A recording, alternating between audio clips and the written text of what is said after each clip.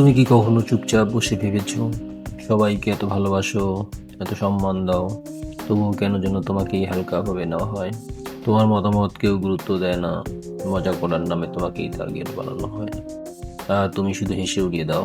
কিন্তু ভেতরে ভেতরে এই কষ্টটা জমতেই থাকে। সত্যিটা শুনতে প্রস্তুত?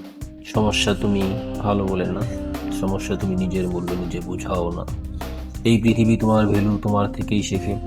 তুমি নিজেকে যতটুকু গুরুত্ব দাও, মানুষও তোমাকে ঠিক ততটাই গুরুত্ব দেয়।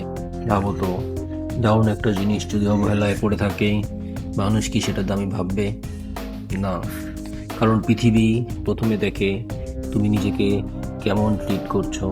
সবসময় সবার জন্য প্রস্তুত থাকা, সবসময় আমি আছি বলা, সবসময় নিজের প্রয়োজন সরিয়ে রাখা, এগুলো ভালো মন নয়, এগুলো নিজের ভ্যালু কমিয়ে দেওয়া। যেদিন তুমি নিজের এনার্জি নিজের দিকে ফেরাবে, সেদিন থেকেই বদল শুরু হবে।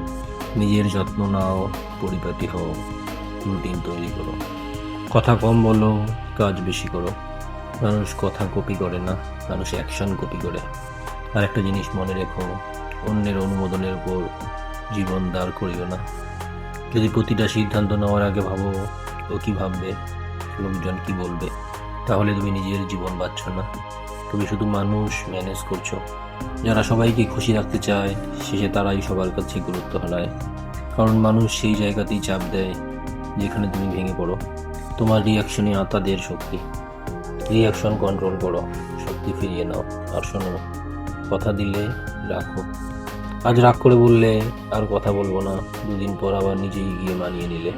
এভাবে নিজের কথার মূল্য তুমি নিজেই নষ্ট করছো। নিজের চোখে নিজে ছোট হয়ে গেলে অন্যরা বড় করে দেখবে কেন? সবচেয়ে বড় শক্তি কি জানো?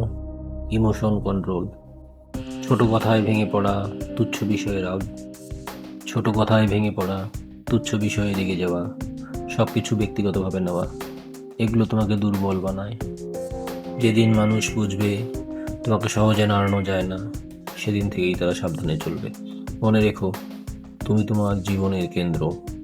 তোমার শান্তি, তোমার সম্মান, তোমার মূল্য, সব তোমার হাতেই। আজ থেকে সিদ্ধান্ত নাও, নিজেকে প্রায়োরিটি দেবে, চুপচাপ নয়, দৃঢ় হয়ে বাঁচবে। নিজেকে এতটা শক্ত করো যাতে কেউ তোমাকে হালকাভাবে নেওয়ার সাহস না পায়। তুমি দামি, কিন্তু আগে নিজেকে দামি ভাবতে শিখো। তারপর দেখো, পৃথিবীও বদলে যাবে।